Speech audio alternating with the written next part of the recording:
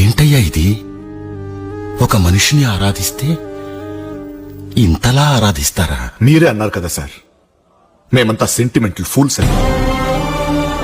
మా తెలుగు ప్రజలు ఎవరి మీద అంత త్వరగా అభిమానం పెంచుకోరు. కానీ ఒక్కసారి పెంచుకుంటే చనిపోయే వరకు వదిలిపెట్టారు. నాకొక్కసారి అతన్ని చూడాలను.